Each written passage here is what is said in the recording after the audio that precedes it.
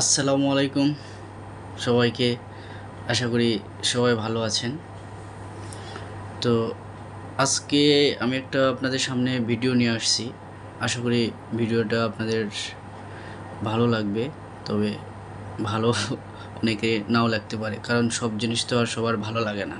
একটা মানুষ কখনো 100% সঠিক বা ভালোবাসা কখনোই পাবে না, 100টাই ভোট পাবে না, কারণ ভালো মন্দ নিয়ে আমাদের পৃথিবী।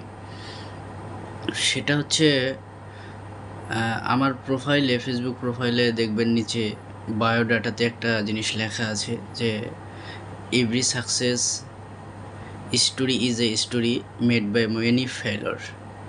তো এটা দ্বারা আসলে আমরা বুঝি যে every success story is a story made by many failure. হয়তো এরকম একটা বোঝায় যে প্রতিটা সফলতার পিছনে রয়েছে এরকম হাজার রকমের ব্যর্থতার কাহিনী। তো আমরা ফেসবুকে অনেকের জীবনের অনুপ্রেরণার গল্প শুনি, অনেকের ভালো লাগে আমাদের। তো আসলে আমিও একটা আমার জীবন থেকে কিছু সুখ দুঃখের গল্প নিয়ে আপনাদের সামনে হাজির হয়েছি। সেটা হচ্ছে আমার ভাগনা ভাগ্নি আছে, তারা স্টুডেন্ট, তারা পড়াশোনা করছে। আবার আমাদের পাড়া প্রতিবেশী অনেকে আছে, ভাস্তারা।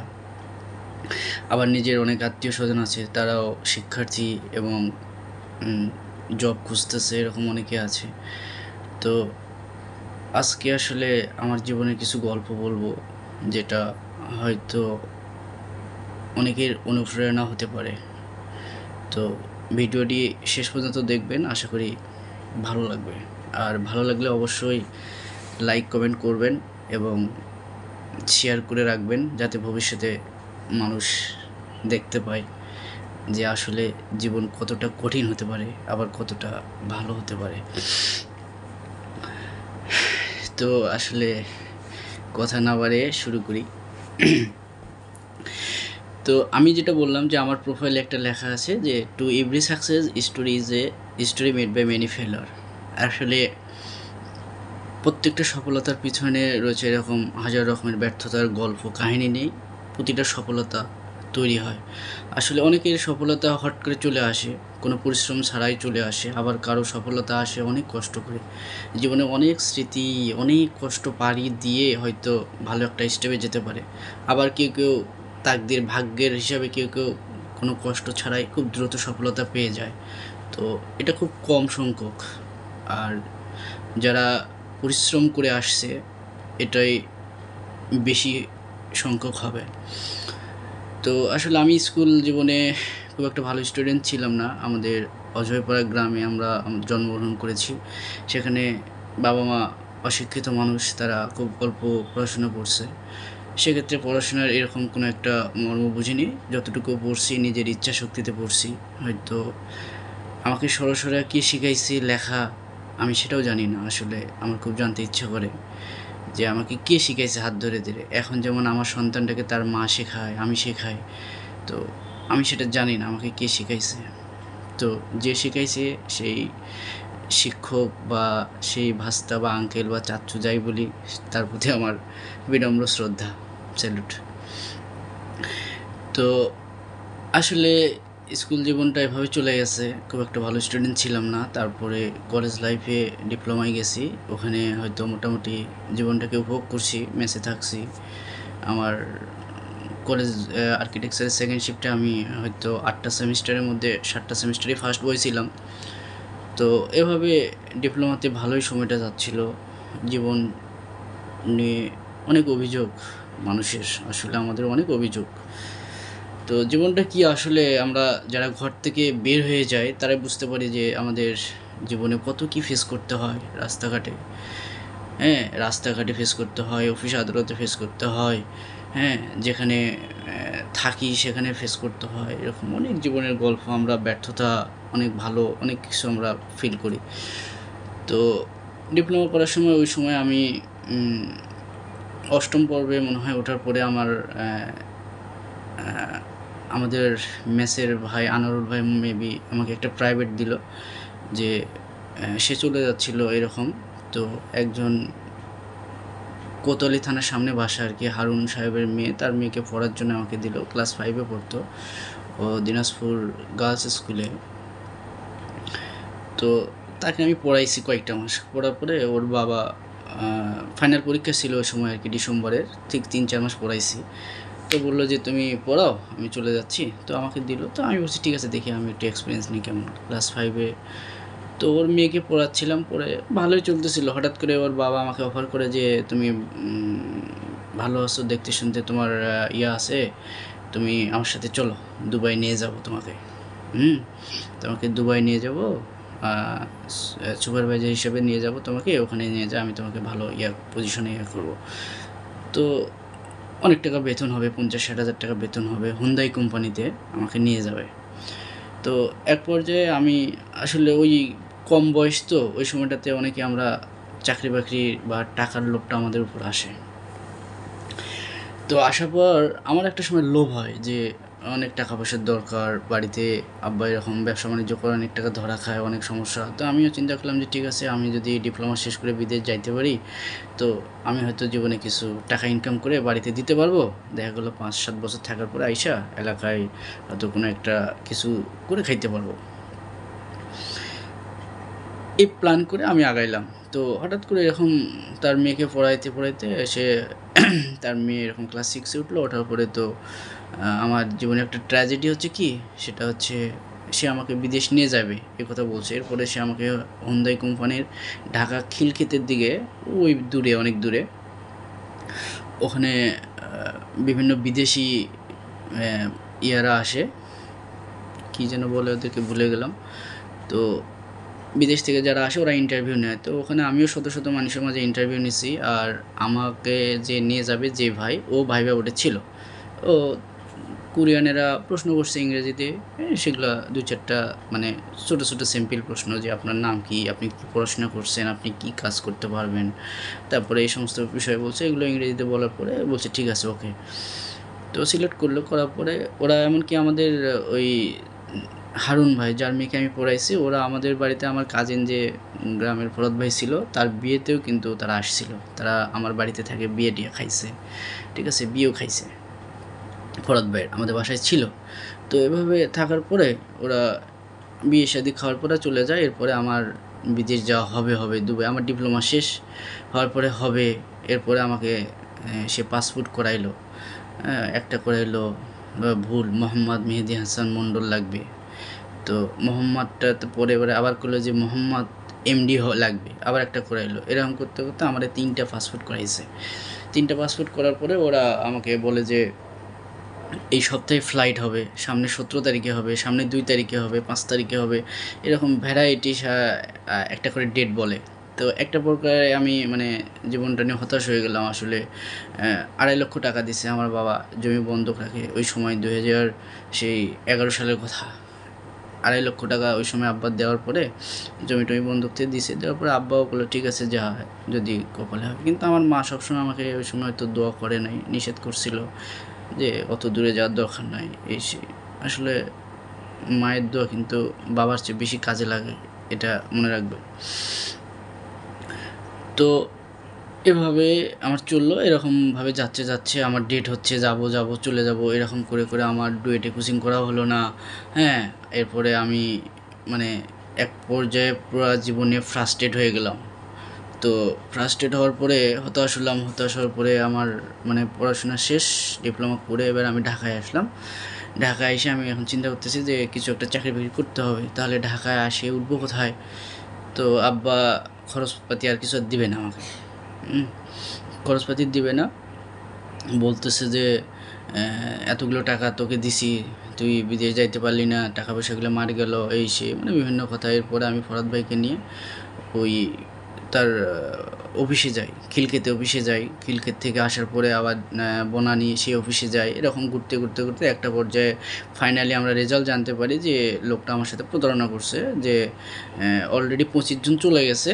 আমরা ভাইবা বোর্ডে যেগুলো ভাইবা দিছি 25 জন চলে গেছে, বাকি 5-7 জন যাইতে পারিনি। এগুলো কারণটা কি, এটা আমরা বনানী কত নম্বর ওর মনে নাই, ওখান থেকে জানতে পারলাম যে আসলে সে আমার টাকাটা আসলে সাবমিট করে না এখানে, যেখানে মাত্র 80,000 টাকা লাগতো, সেখানে ওরে আমরা 2.5 লাখ টাকা দিছি। তো ওই হারুন ভাই আমার সাথে প্রতারণা করার পরে আমার জীবনটা মানে এতটা মানে শিক্ষা জীবনে প্রথম শিক্ষা মানে ডিপ্লোমা শেষ করে একটা প্রথম লাইফের একটা ধরা খাওয়া, ঠিক আছে, কম বয়সে ধরা খাইছি। খাওয়ার পরে লাইফটা এদিক ওদিক যাচ্ছেই না, কোনোভাবেই সামনে পিছনে যাইতে পারতেছি না। তো ওই সময় আমার আত্মীয়র বাসায় উঠলাম। আব্বা খুব তাগিদ করে তাকে বলছে উঠা, সে আমারে নিছে, সে উইলিংলি আমারে অ্যাকসেপ্ট করছে। করার পর তার যে ওয়াইফ ছিল, তার যে শাশুড়ি ছিল, হ্যাঁ, তারা মানে অনেক সময় অনেকভাবে আমাকে নির্যাতন করছে। দেখা গেছে যে 3 বেলার খাবার 1 বেলা তারা দেওয়ার চেষ্টা করছে। তো এরকম আমি প্রায় 1টা বছর থাকছি, অনেক হতাশায় অনেক কান্নাকাটি করছি। তো বাথরুমে বসে বসে আসলে কান্না করতাম যে আসলে জীবনটা কী এরকম। কারণ এই বয়সে আইসা আমারে 3 বেলা খাবার পাই না সঠিকভাবে, হ্যাঁ, 1 বেলা খাবারের জন্য আমারে বসে থাকতে হয়, 1 পিস মাংসের জন্য বসে থাকতে হয়। তো এরকম হইতো। তো যাই হোক, আমি একটা পর্যায়ে এরকম থাকতে থাকতে থাকতে ওখানে প্রায় 1 বছরের মতো ছিলাম, 1-2 বছর মনে নেই সঠিক। 11 ডিপ্লোমা শেষ করে 12-13 ওখানে থাকলাম। তো ওখানে থাকাকালে আমি ওই বাসায় যে আত্মীয়র বাসায় ছিলাম, তারা আমার যে আত্মীয়, যে আমার ভাই ছিল, হ্যাঁ, সে আমাকে ভালোই আমাকে মানে সাপোর্ট করছে, সব দিক দিয়ে সাহস দিছে। সে তার জীবনে গল্প শোনাইতো। সে আজকে ঢাকা শহরে বাড়ি গাড়ি সবই আছে তার। তো সে অনেক গল্প শোনাইতো যে আমি এভাবে বড় হয়েছি, এভাবে কষ্ট করছি, তো একটা সময় হবি। তো এরপর অনেক বাধা আসবে সামনে পিছনে, এগুলো নিয়ে চিন্তা করলে হবে না। তো সে আমাদের এমনকি রাত 2টা পর্যন্ত খাওয়ার টেবিলে এরকম আমাকে সে তার জীবনের গল্প শোনাইতো। হ্যাঁ, 2 ভাই আমরা এরকম থাকতাম। ওর ভাত মানে ভাত খাওয়ার পরে হাতগুলো মনে করে শুকে যাইতো। সে আমার জীবনের গল্প শোনাইতো, আমাকে ইন্সপায়ার করতো। কিন্তু এগুলো তার আত্মীয়, তার ওয়াইফ এবং তার শাশুড়ি এগুলো কখনো মানে সহ্য করতো না। তারা চাইতো যে সে এখানে কেন থাকবে, হ্যাঁ, সে মেসে উঠুক বা অন্য জায়গায় যাক, এরকম।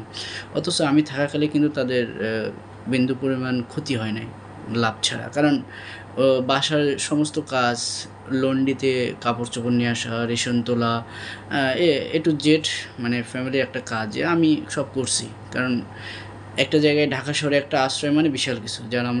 যারা ঢাকায় থাকেন তারাই জানেন যে একটা আশ্রয় বা একটা ছোট্ট ঘর যদি পাওয়া যায় সেটা কতটা মূল্যবান। যারা ফিল করছেন, যারা যারা চেষ্টা করছেন তারাই বুঝবেন যে এটা কত মূল্যবান ওই সময়।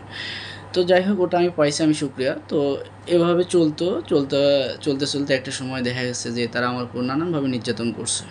তো আমি বলতে চাই না, আল্লাহ তাদেরকে আমি ক্ষমা করে দিছি আর কি, মন থেকেই। তো তার বাবা হয়তো একসময় অসুস্থ ছিল, হ্যাঁ, সিএমএইচ ক্যান্টনমেন্টে আর্মির ওখানে সারা রাত আমি ডিউটি করছি। তার ছেলেরা আছে, তারাও সবগুলোই চাকরি করে, সরকারি বেসরকারি চাকরি করে, তারা ডিউটি করে, হ্যাঁ। তো আমি ওখানে আছি, আমাকে যে ডিউটি করা হয়েছে, এমনকি সে রাত্রে দেখা গেছে সেনাবাহিনী ক্যান্টনমেন্টে সারা রাত দাঁড়িয়ে থাকতে হয় ডিউটিতে, আইসিইউতে। এমনকি দেখা গেছে যে ওই সারা রাত টুল নিয়ে বসে থাকারও স্কোপ নাই, সেনাবাহিনী থাকে, হ্যাঁ, তারা বলে যে ঘুমানো যাবে না, এখানে এভাবে থাকতে হবে, ঠিক আছে। তো সারা রাত ডিউটি করার পরেও যদি আপনি যে লোকটার জন্য ডিউটি করতেছেন, সেই লোকটা যদি আপনার কোনো সময় একটু হুঁশ জ্ঞান হয়ে যদি বলে যে তুই কেন আমার মেয়ের বাসায় উঠছিস, তোর ভাইয়ের বাসা এটা না, এটা আমার মেয়ের বাসা, ঠিক আছে, তো তুই এখানে কেন উঠছিস, তোর ঘর নাই, তোর ম্যাচ নাই, তুই দেখতে পারিস না। অথচ আমি কিন্তু ওই লোকটার কিন্তু আমি ডিউটি করতেছি আইসিইউতে, ঠিক আছে, যায় অবস্থা। এটা একটা সময় বলছে সে, মানে মুমূর্ষু হওয়ার পূর্বে সে আমাকে বলছে, এবং আমি অনেক কান্না করছি ওই সময়, ঠিক আছে, মাথা নিচু করে এরকম অনেক কান্না করছি যে আসলে পৃথিবীটা কি, যার জন্য সারা রাত আমি জাগতেছি এখানে, সেই লোকটা আমাকে বলতেছে যে তুই আমার বাসায় কেন, তুই আমার মেয়ের বাসায় কেন। হ্যাঁ, তো যাই হোক, আল্লাহ তাকে মাফ করুক, ব্যস্তবাসী করুক, আমি মন থেকে ক্ষমা করেছি। মানুষ হয়তো বলতে পারে, স্বাভাবিক, এটা সত্য কথা। তো আমি এরপরেও হতাশ হইনি। তো আমি আমার মানে এই বিষয়গুলো কিন্তু আমি আমার ভাইকেও কোনো দিন বলি না। কারণ বললে হয়তো স্বামী স্ত্রী বা শাশুড়ি সবাই মিলে একটা ঝগড়া হবে, বাসায় বিশৃঙ্খলা হবে, অনেক কিছু হয়। দেখা গেছে এরকম করতে করতে একটা সময় আমাকে চাকরি দেওয়া হয় ঢাকা থেকে একটু ওই চেয়ারম্যান বাড়ির ওদিকে কি একটু সামনে ওদিকে যাইতে, গাজীপুরের দিকে যাইতে মাস্টার বাড়ি নাকি ওখানে একটা গার্মেন্ট ছিল ইউনিয়ন, ওখানে আমাকে চাকরি দেওয়া হয়। তো অ্যাডমিন অ্যাসিস্ট্যান্ট অফিসার হিসেবে আমাকে চাকরি দেওয়া হলো, যে জাস্ট আমি ওখানে যাব, ওই যারা নিয়োগে আসবে ওদের ইয়াগুলো দেখা হবে, যাতে বাসায় আমি থাকতেছি খাচ্ছি এটা হ্যারাসমেন্ট বা একটা হ্যাঁ, তো জাস্ট আমি যেন আমার নিজের ইয়াটা খাইতে পারি। ঠিক আছে, আমি ওয়েলকাম, আমি চাকরিতে ঢুকলাম। ওই বাসায় যে ছিলাম তার ভাই আমাকে চাকরিটা দিচ্ছে, ভাই ঠিক আছে, আমিও খুশি। এরপর চাকরিটা করতে করতে যখন 3-4 মাস হয়ে গেল, তখন তারা আমাকে বলছে যে তোমার তো এখানে থাকা যাবে না, তুমি হলো এখানে তো এই অফিসে কোনো কাজ নাই, তাহলে তুমি শ্রীপুর চলে যাও, মাওনা শ্রীপুর ওই গাজীপুরের দিকে। মানে ঢাকা থেকে আমাকে টোটালি বিচ্ছেদ করতেছে, যাতে আমি তার বাসা থেকে যেন আমি অফিসটা যাতায়াত না করতে পারি। ঠিক আছে, তো এই সময়ে আমার জীবনে খারাপ সময়টা কীভাবে যাচ্ছিল সেটা হচ্ছে যে বাড়ি থেকে আমাকে টাকা দিবে না আব্বা কোনোভাবেই, কারণ আমি 2.5 লাখ টাকা ধরা খাইছি সেই সময় 2011 সালে। তার একটা ক্ষোভ, সে বলছে যে সে এখানে থাক, ওখান থেকে তুই একটা চাকরি বাকরি করে নিজে খাবি, আমাদের টাকা দিতে হবে। তো এরপরে ওই চাকরিটা আমি করতেছিলাম, কয়েক মাস করছি, 3-4 মাস করার পরে ওখান থেকে পরে আমাকে বলা হলো অফিস থেকে ওই অফিসে আবার ওই ভাই চাকরি করতো যে আমাকে চাকরি দিয়েছে, সে পরে বললো যে তোমার এখানে কোনো কাজ নাই, তুমি শ্রীপুর মাওনায় চলে যাও, ওখানে আমাদের ফ্যাক্টরি আছে, ওখানে জয়েন করো, ওখানে তুমি এই পোস্টে অ্যাডমিন অ্যাসিস্ট্যান্ট অফিসার হিসেবেই থাকবা, ওখানে তোমার ওখানে ভালো হবে, এখানকার সে ভালো কেরিয়ার হবে। তো পরে ফাইনালি আমি চিন্তা করলাম যে না, আমি আসলে জীবনে কিছু করতে গেলে ঢাকায় থাকতে হবে, ঢাকা ছাড়া তো কিছু করা যাবে না, আমাকে তো এখান থেকে ওরা বিচ্ছেদ করতেছে, মানে আমি যেন এখানে না থাকি, বা তাদের বাসায় প্রশ্রয় দিচ্ছে, আশ্রয় দিচ্ছে, খাচ্ছি। ঠিক আছে, যাই হোক, তো একটা পর্যায়ে আমি সেখানে আমার যে ভাই ছিল তার সাথে আমি রাত্রে বসলাম যে ভাই আমাকে তো এখান থেকে ট্রান্সফার করতেছে, আমাকে এখানে রাখবে না, বলছে যে এরকম তোমার চাকরি এখানে নেই, তুমি অন্য জায়গায় যাও। তো পরে ভাই বললো যে ঠিক আছে, তাহলে তোর সিদ্ধান্ত হলো তোর উপর, তুই যদি যাইতে চাস যাবি, না গেলে না, এটা তোর সিদ্ধান্ত, আমি কিছু বলবো না, টেক ইউর ডিসিশন, আমাকে সে বললো। তো আমি চিন্তা করলাম যে না, ঢাকায় থাকলে কিছু একটা করা যাবে। এমনকি যে মাসে একবারে ঈদ হবে, আর হয়তো 15 দিন পরে ঈদ হবে, ওই সময়ে আমার এই চাকরির থেকে এখানে চাকরিটা রিজাইন দেওয়া। তো এরপরে চার্জ কমে গেছে, ফোন বন্ধ হতে পারে, আমি একটু চার্জে দিই।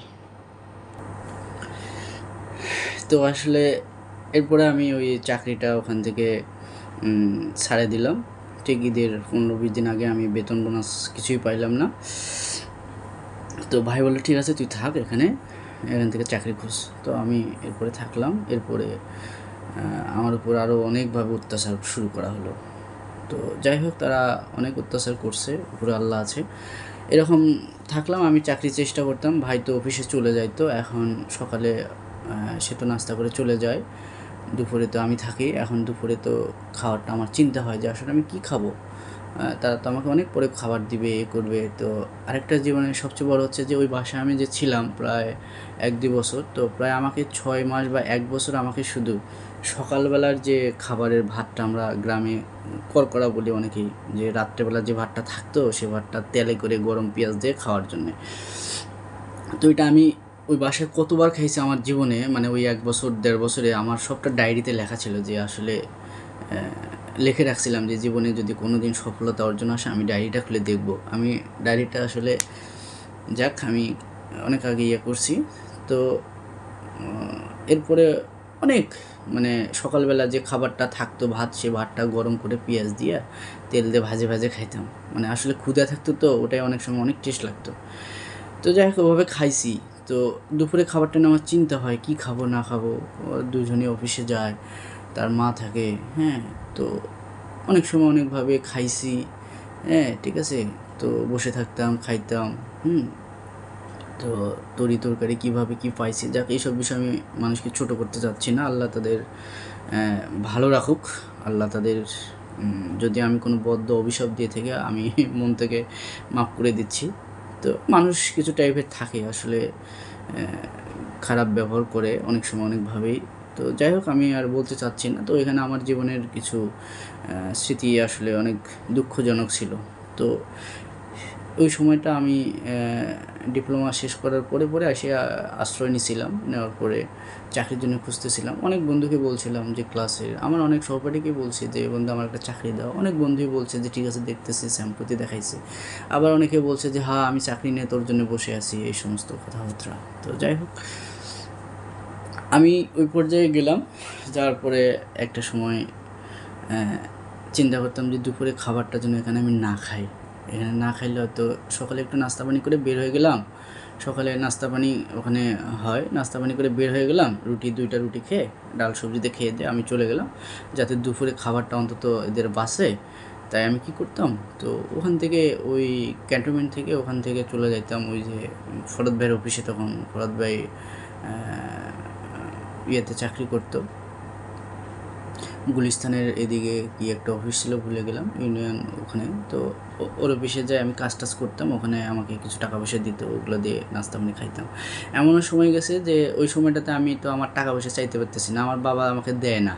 ঠিক আছে, আমাকে বলছে যে টাকা পয়সাগুলো নষ্ট করছি, এখন তুই একটু কষ্ট কর অ্যান্ড বুঝ কেমন টাকা ইনকাম করা।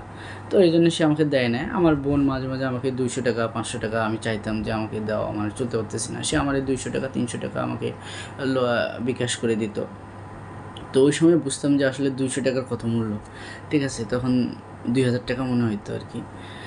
তো যাই হোক, এভাবে চলছি। তারপর এভাবে ফরহাদ ভাইয়ের অফিসে যাইতাম, ওখানে কিছু কাজ টাজ করতাম, ফরহাদ ভাইয়ের সাথে খাইতাম। তো আমি মূলত যাওয়ার কারণটা ছিল যে যাতে আমি মানসিকভাবে মানে ভালো থাকতে পারি, এই বাসা থেকে দুপুরটা খাবারটা, আর রাত্রেবেলা তো ভাই আসবে, তার সাথে বসে খাইতে পারবো।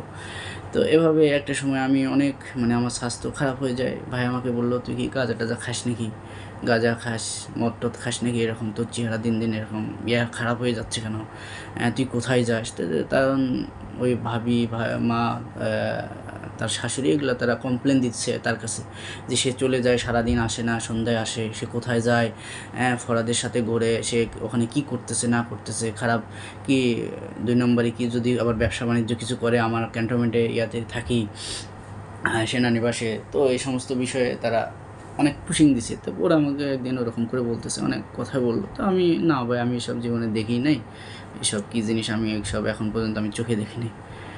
তো মানসিক মানে অবস্থাটা খারাপ ছিল। তো তো এক পর্যায়ে এরকম করতে করতে আমি ওই একটা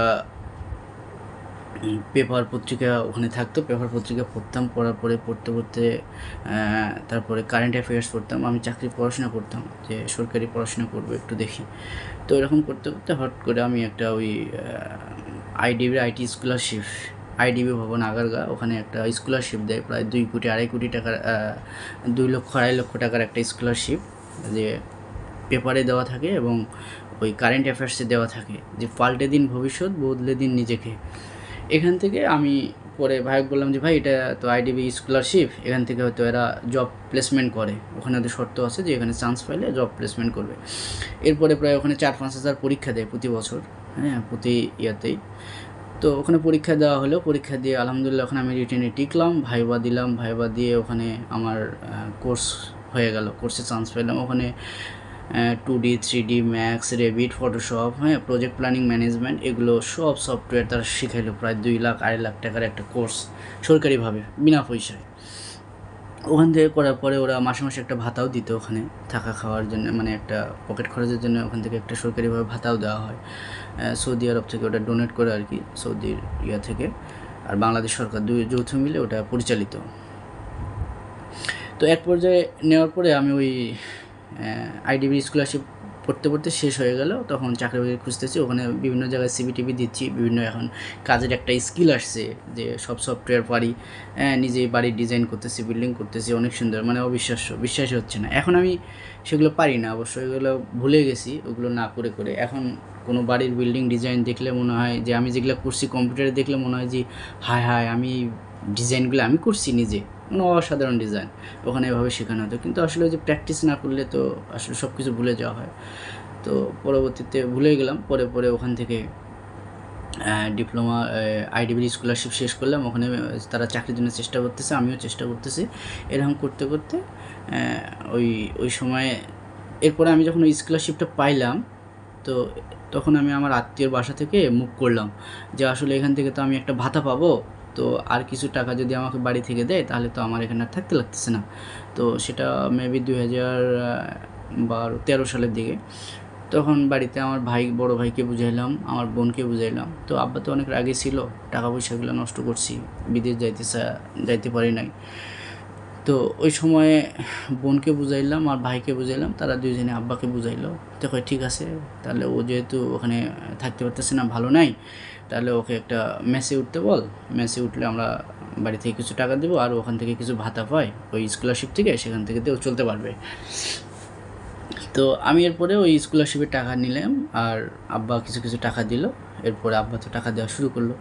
এরপরে আমি সুন্দরভাবে ওই আইডিবির স্কলারশিপটা ওই ফার্মগেট, আমাদের জবেদুল ভাই, ঠাকুরগাঁয়ে বাসা, জবেদুল ভাই manager, Farmgate Saudia super market, ওভারব্রিজের পাশে, ওখানে উঠলাম। প্রায় ওখানে 4 বছরের মতো ছিলাম, 4-5 বছর। তো ওই জবেদুল ভাইয়ের মেসে থাকলাম। ওখানে পরিবেশ মোটামুটি আছে, ওখানে বোর্ড পার্টিশন দিয়ে তৈরি, প্রতিদিন ল্যাপটপ, কারো না কম্পিউটার আছে, ল্যাপটপ আছে, উপর দিয়ে চুরি করে করে বিভিন্ন ওখানে মানে বিভিন্ন ব্যবসায়িক, বিভিন্ন মানে ঢাকা শহরের বিভিন্ন জায়গায় চাকরি বাকরি করে সবাই ওখানে, হোস্টেল ওটা একটা থাকার, সবাই থাকে। তো হিসাবে ওখানে উঠলাম, ওখানে মোটামুটি থাকে আইডিবির স্কলারশিপটা শেষ করলাম। তো ওই সময় আমার রুমমেট ছিল আমাদের কবির ভাই, যশোরে, সে এখন কলেজের প্রফেসর, যশোরে একটা ভালো কলেজের। এরপরে আরও অনেক বন্ধুরা ছিল, তারা সবাই জব করতেছে। তো আমার রুমমেট ছিল, তো আমরা তখন ওখানে থাকলাম। তারপরে আলাদা সিঙ্গেলভাবে থাকলাম। ইব্রাহিম ভাই ছিল, আরিফ ভাই ছিল পাশে, নাসির ভাই ছিল, তো জাহিদ ভাই ছিল, তারপরে আমাদের আরও ভাই শিপাত ভাই ছিল, ওরা তো এখন ইউকে। তো সবাই মিলে ওখানে ভালোই চলছিল। এরকম করতে করতে থাকতে পরে আমি একটা চাকরি পেলাম। সেটা কিভাবে, ওই গুলশান 2-এ 26 মিনিট হয়ে গেছে, জানি না কয় মিনিট লাগবে। আসলে জীবনের গল্প তো মানুষের শেষ হয় না, তো তবু আমি সংক্ষিপ্ত আকারে শেষ করার চেষ্টা করছি, যাতে আপনাদের যে দেখবেন যারা হতাশ হচ্ছেন জীবন নিয়ে, আসলে বাইরে কি, কীভাবে থাকতে হয়, যারা মায়ের কোলে আছেন, যারা মা বাবার কোলে আছেন, যারা বাইরে থাকেন না, বাইরে পরিবেশ বোঝেন না, বোঝার চেষ্টাও করেন না, সব কিছু মায়ের আঁচলে বেঁধে থাকেন, তারপরে হচ্ছে নিজের বাপের কাছে থাকেন কোলায়, বাইরের আবহাওয়াটা কীরকম সেটা জানতে গেলে নিজেকে নিজের বাপ মা ছেড়ে বাইরে দেখতে হবে যে আসলে জীবনটা কী। তো এরপরে ওই আইডিবি স্কলারশিপ শেষ করলাম ফার্মগেট থেকে। থাকার পরে থাকার পরে ওই আমজাদ ভাই গুলশান 2-এ ওই যে আমেরিকান অ্যাম্বাসিটা আছে, গুলশান 2 ভাটারা থানার সামনে আমেরিকান অ্যাম্বাসি। তো ওখানে যে আবার সামনে এদিকে ক্যাম্ব্রিয়ান স্কুল অ্যান্ড কলেজও আছে। তো এই মাঠের মধ্যে আমজাদ ভাই হচ্ছে ব্যায়াম করতেছে, ঠিক আছে, আমজাদ ভাই ব্যায়াম করতেছে। আমজাদ ভাইয়ের বাসা ওখানেই, ওই ক্যাম্ব্রিয়ান স্কুল অ্যান্ড কলেজের পিছনে। তো উনি একজন কন্ডাক্টর আর কি, শ্রদ্ধেয় আমজাদ ভাই কন্ডাক্টর একটা আর্কিটেক্ট ফার্মের। তো ওনারা ওখানে আর্কিটেক্ট নিয়ে অনেক সময় গল্প করতেছিল। তো উনি ব্যায়াম করতেছিল, জগিং করতেছিল, আর আমি আর ফরাদ ভাই ওখানে বসে চা খাচ্ছি। তো উনি গল্প করতে করতে এক পর্যায়ে আমি মানে গল্প করতেছি আর্কিটেক্টের বিভিন্ন বিষয়ে, আমাদের এই প্রজেক্ট সেই প্রজেক্ট, এই ডিজাইন, এগুলো বলতেছি। তখন আমি ওনাকে সালাম দিয়ে বললাম যে ভাইয়া আসলে আপনি কোথায় জব করেন। তখন সে বললো যে আমি এই ফর্ম 3 আর্কিটেক্টে জব করি, এখানে আমি কন্ডাক্টর হিসেবে আছি, আমি ইলেকট্রিক কন্ডাক্টর। তো তখন আমি বললাম ভাই আমি তো ডিপ্লোমা আর্কিটেক্ট, আর্কিটেক্টে পাস করছি, তো আমি তো একটা জব খুঁজতেছি, তো আপনার এখানে কি আমাকে জব কোনো ম্যানেজ করে দেওয়া যাবে। তো ভাই আসলে উইলিংলি বিষয়টা দেখছে, অনেক মানে ভালোভাবেই দেখছে। তো আমাকে বলে যে ঠিক আছে আমি তোমাকে দেখতেছি, তুমি তোমার নাম্বারটা দাও। দেওয়ার পরে দিছি, তারপরে সে এমডি স্যারের ইমেলটা আমাকে দিছে, দিয়ে বলছে যে তুমি এখানে ইমেল করে তোমার সিভি টিভি সব দিয়ে দেবা। তো আমি বললাম ঠিক আছে ভাই। তো তখন রাত মনে হয় 9টা-10টা বাজে এরকম করে। তখন ফরাদ ভাই আমাকে সাইডে যায়, বলতেছে বেটা তুই ঢাকা শহরে মানুষকে করতেছিস, দেখ তোর কিডনি টিডনি সব বেঁচে খাবে, ঠিক আছে। সে মানে বড় ভাই হিসাবে যেটা বাস্তবে হয়, শহরে অপরিচিত লোক কে কাকে চাকরি দেবে, কীভাবে চাকরি হয়, আবার অনেকে কিডনি টিডনি বেচায়, অনেকে ধরে, বিভিন্ন সিন্ডিকেট ঢাকা শহরে অ্যাভেলেবেল হচ্ছে, বিভিন্ন ভুয়া কোম্পানি, ভাইবা টাইবা। তো তার জীবনের গল্প থেকে, অভিজ্ঞতা থেকে, আমি তার সাথে ছিলাম, তো আমি দেখছি এরকম অনেক ভুয়া জায়গায় আমরা ভাইবা দিছি, সেও দিছে, তো দেখছি আমরা। তো যাই হোক, তো পরে সে ভাই বললো যে দেখ তোর কিডনি টিডনি সব বেঁচে খাবে। তো তো আমি বললাম যে না ভাই, দেখি আল্লাহ কী রাখছে। পরে আমি খুব এক্সাইটেড, আমি রাত 10টা বাজলো, আমি যাওয়ার পরে আমার কম্পিউটার ছিল নিজের, তখন আমি ওই ফার্মগেটে সাউদিয়া সুপার মার্কেটে গেলাম, যাতে আমি ইমেল থেকে আমার সিভি টিভি সব ছবি টবি বায়োডাটা আমি পাঠিয়ে দিলাম ওই এমডি স্যারকে, ফর্ম 3 আর্কিটেক্টের আমার শ্রদ্ধেয় দীপু স্যারকে আমি পাঠাইলাম যে স্যার আমি জব টপ সাহেব এরকম করে লেখছি যে রেফারেন্স হলো কন্ডাক্টর আমজাদ হোসেন, সে আমার পরিচিত না, আমি তার সাথে মাঠের মধ্যে আমার পরিচয়। তবে সে স্যার বিষয়টা মেইলটা আমার দেখছে এবং স্যার আমাকে রিপ্লাই করছে যে ঠিক আছে আপনি সিভি নিয়ে এত তারিখে আসেন। তো এরপর আমি সিভি নিয়ে গেলাম, যাওয়ার পরে স্যার ধানমন্ডি আনোয়ার খান মডার্ন মেডিকেল কলেজের পাশে একবারে সাথেই লাগা অফিস ছিল। তো এখন অফিসটা অবশ্য বনানীতে চলে গেছে, ডিওএসএস এলাকায়।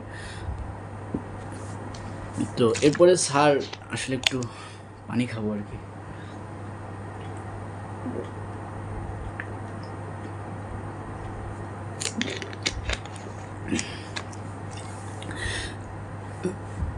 স্যার এবার আমাকে একদিন ভাইবার জন্য ডাকার পরে আমাকে বলছে যে আপনি কি কি কাজ জানেন। তো আমি বললাম যে স্যার আমি 2D 3D max, Revit, Photoshop, project planning, management এগুলো সব শিখছি। আমার আইডিবির আইটি স্কলারশিপ ছিল, এখান থেকে আমি সব কিছু শিখতে পারছি স্যার। আমার কাজের কোনো এক্সপিরিয়েন্স নাই, আমি হলো নিউ ফ্রেশার। তখন স্যার বললো ঠিক আছে, সমস্যা না, আমরা আপনাকে শেখাবো। তো পরে স্যার হচ্ছে বুয়েট থেকে পাশ করা স্যারেরা 3জন সবাই বুয়েট থেকে বের হয়ে, আর পুরো টিমটাই হচ্ছে স্যারদের বুয়েটের টিম। বুয়েট থেকে তারা সবাই আর্কিটেক্ট, সিভিল এগুলো নিয়ে সবাই, মানে যারা কলিগ ছিল সবাই বুয়েট থেকে। তো পরে স্যার আমার ভাইবা টাইবা নেওয়ার পরে আমাকে বললো ঠিক আছে আপনি অমুক তারিখে থেকে জয়েন করেন। তো আলহামদুলিল্লাহ আমি সিলেক্ট করে আমার বেতন হলো 8,000 টাকা, 2013 সাল। তো 8,000 টাকায় আমি তো ওই সময় চিন্তা করতে পারতাম যে 8,000 টাকা দিয়ে কী হবে, আমি একজন ইঞ্জিনিয়ার মানুষ, মাত্র 8,000 টাকা কী দেবো। এটা কিন্তু আমার ব্রেনে কখনো আসেনি, কারণ আমি চাইছি যে জাস্ট আমার একটা আশ্রয় হয়েছে, আলহামদুলিল্লাহ আমি আমার নিজের সব কিছু দিয়ে এখানে চেষ্টা করব নিজেকে বিল্ড আপ করার জন্যে, যদি করি ভালো থাকার জন্যে। তো ফাইনালি যখন স্যার আমাকে 8,000 টাকা বেতন দিয়ে আমাকে, আমার জীবনে প্রথম চাকরির ডিউটি হচ্ছে আনোয়ার গ্রুপ স্যারের বাড়ি, মানে আনোয়ার ল্যান্ডমার্ক, আনোয়ার ইস্পাত, ঢেউটিন। তো শ্রদ্ধেয় আনোয়ার স্যারের বাসায় আমার প্রথম ইন্টেরিয়র ডিজাইন, কয়েক কোটি টাকার কাজ। আমি আমার জীবনের প্রথম ওই ধানমন্ডি স্ট্যামফোর্ড ইউনিভার্সিটির সামনে যে বাসাটা আনোয়ার স্যারের, সেখানে আমি ডিউটি করছি। তো এরপরে আমি ওই 8,000 টাকা চাকরি করলাম, 1 বছর পরে আবার 2,000 টাকা বাড়লো, আবার যাতায়াত খরচ, এগুলো মিলে সব কিছু ধীরে ধীরে বাড়তেছে। তো আমি ধীরে ধীরে স্যারের মন জয় করতেছি। স্যার আমার ব্যবহার, আচরণ, আমার সাইটের যে কাজের দায়িত্ব, সেগুলো যারা কন্ডাক্টর থাকে, লেবার থাকে, তাদের সাথে সহানুভূতিশীল ভালো ব্যবহার করে কাজগুলোকে আমি খুব দ্রুত উদ্ধার করে নিতাম। যেটা দেখা গেলো 3 দিনের কাজ, সেটা আমি 2 দিনে তাদের সাথে ভালো ব্যবহার করে 2 দিনে আমি উঠে নিতে পারতাম। তো স্যার এগুলোতে আমার প্রতি স্যাটিসফাইড ছিল। স্যাটিসফাইড থাকার কারণে স্যার আমাকে বিভিন্ন সময়ে যমুনা ফিউচার পার্কে নিয়ে যাইতো, ওখানে 5 স্টার 3 স্টারের হোটেলে খাওয়াইছে। এরপরে দেখা যাচ্ছে যে স্যারের এক প্রকার বডিগার্ড হিসেবে আমাকে বিভিন্ন জায়গায় যতগুলো প্রকল্প আমাদের চলতো, ঢাকা শহরে ম্যাক্সিমাম অনেক ডিজাইন তার স্যারের, এবং বাংলাদেশের সমস্ত city bank, UCB bank, sir এগুলো আমাদের ওই কোম্পানি করে, সবগুলো করছে। তো আমি ওখানে ডিউটি করার পরে স্যারের সাথে বিভিন্ন জায়গায় গেলাম। তো এক প্রকারে যমুনা ফিউচার পার্কের যে 2য় তলায় না 3য় তলায় সিটি ব্যাংক আছে, ওটাও পুরোটাই আমার হাত দিয়ে মানে ডিউটি করা আর কি, পুরোটাই সব মেটেরিয়ালস আমার দ্বারাই কেনা আর কি, ইন্টেরিয়র পুরোটাই প্রায় 3 কোটি টাকার কাজ ছিল, সেটাও আমার করা, যমুনা ফিউচার পার্কের সিটি ব্যাংক। তো স্যার ওটা, এরপরে আহমেদ গ্রুপের কিছু কাজ করেছি স্যারে, তারপরে আনোয়ার ল্যান্ডমার্ক, আনোয়ার ইস্পাতের যে ওই কোন জায়গায় ওটা, ওই শাপলা চত্বরের ওইদিকে আর কি, শেষ মাথায় কোথায় ওই অফিসটা ভুলে গেলাম আমি আসলে, ওখানে কাজ করছি দীর্ঘ যাবৎ। ওটা হলো ওই আমাদের স্যারের প্রজেক্ট ছিল। তো কারেন্ট চলে গেছে আসলে, যাক। তো এরপরে স্যারের সাথে মন জয় করতাম। তো স্যারের মন জয় করার পরে স্যার আমাকে বিভিন্ন ধরনের সুবিধা, আমার বেতন বাড়াইছে। তো যাক আলহামদুলিল্লাহ এভাবে ধীরে, ধীরে চলতে, চলতে একটা সময় হয়তো আমি সরকারি পড়াশোনা করতাম রাত্রেবেলা কিংবা যখন কোনো সাইটে কাজ চলতো সেখানে বসে করতাম। গুলশান ২ ৬২ নম্বর রোডে একটা এমপি মহোদয়ের বাসা ইন্টেরিয়র করছিলাম। ওখানে প্রায় ৫ কোটি টাকার একটা কাজ করছি। তো এভাবে করতে, করতে আবার ফেনীতে কাজ করছি সিটি ব্যাংকের, লক্ষ্মীপুরে, নোয়াখালী এগুলোতেও আমি গেছি, ফরিদপুরে গেছি। তখন আমি ভালো জায়গায় এই সিটি ব্যাংকের কাজগুলোতে মানে ভিজিট করতাম। তো একটা প্রকারে আমি কাজ করতে, করতে এরকম মানে চাকরিটা ভালোই যাচ্ছিল। করার পর একটা সময় এই সরকারি চাকরির পরীক্ষা দিই। দেওয়ার পরে আমার চাকরিটা হয়ে যায়। তো সরকারি চাকরিটা আলহামদুলিল্লাহ পাওয়ার পর থেকে বিগত যে দুঃখ কষ্টগুলো ছিল, হ্যাঁ? সবগুলো চলে গেছে। আর আরেকটা বিষয় এখানে হচ্ছে যে যখন প্রাইভেট কোম্পানির ওই চাকরিটা করতাম, তখন স্যার ম্যাডাম যারা ছিল, ম্যাডামেরা সব বুয়েটের। তো ম্যাডামেরা যারা ছিল বুয়েটের তারা তো ওই দেখা গেছে যে রাত ২টা-৩টার সময় আমাদের ওই দেখা গেল এক ট্রাক টাইলস আসছে, বালি আসছে, ইট আসছে, রড আসছে, এরকম বিভিন্ন রাত ২টা-৩টা সারা রাত ফোন আসতো কন্ডাক্টরদের, আবার ট্রাকের ড্রাইভারদের ফোন আসতো, ভাই মাল আসছে। তো আমার পাশে অনেকে বলতো যে ভাই আপনি ঘুমান না নাকি সারা রাত, আপনি কি কন্ডাক্টরি চাকরি করেন নাকি সারা রাত আপনাকে এই ফোন দেয় ও ফোন দেয়, তা এই মালামাল। তো আমি ভাই আমি আসলে সাইড ইঞ্জিনিয়ার চাকরি করি, তো এগুলো চাকরি এরকমই, এই চাকরির হলো ইন আছে আউটের সময় নাই। মানে আমরা সকাল ৯টায় অফিসে সাইটে পৌঁছার পরে তো আমি এই যে আমার আইডি কার্ডটা দেখাচ্ছি, আমার এই যে চাকরির যে আমার ভিজিটিং কার্ড ছিল এটা হচ্ছে সেটা, ঠিক আছে দেখেন। তো চাকরিতে আমরা সকাল ৯টায় যাইতাম, যাওয়ার পরে আর ওই আসতে পারতাম না। ওই সাইটে ৫টা ৬টা ৭টা যতক্ষণ কাজ চলতো আমাদের থাকতে হইতো। আর শুক্র শনি কিংবা সরকারি ছুটি কোনো বন্ধ ছিল না, শুক্রবার শনিবারও বন্ধ নাই, কিংবা সরকারি ছুটির দিনগুলো বিভিন্ন দিবস টিবস এগুলোতেও বন্ধ নেই। তো জীবনটা আসলে অনেক কমপ্লেক্স ছিল তখন। তো একটা পর্যায়ে কী করতাম, পা চলতো না, পায়ে হাঁটাহাঁটি করতে হতো অনেক, পা চলতো না। পরে ওই শুক্রবার আসলে অভিনয় করতাম যে ম্যাডাম বা স্যার আমার পা উঠতেছে না, আমি খুব ক্লান্ত অসুস্থ, আমি যাইতে পারতেছি না স্যার, আমার আজকে যাব না স্যার, আমি একটু রেস্ট করব, অসুস্থ। তো তখন স্যার ম্যাডামেরা একটু সহানুভূতি দেখায়, বলে ঠিক আছে তাহলে আপনি আমাদেরকে আপডেট জানান সাইটে কে কতজন কাজ করছে।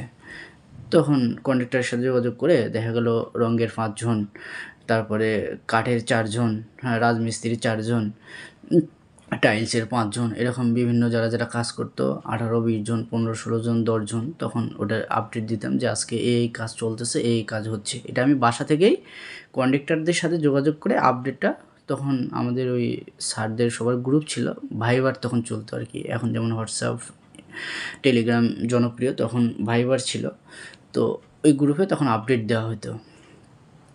তো চাকরি জীবনে আসলে এরপরে আমার এখানে স্যার স্যাটিসফাইড হয়ে আমাকে বললো যে আপনার এখানে আপনার কোনো বন্ধু আছে নাকি আপনার মতো যে আমাদের এখানে থাকবে, চাকরি করবে।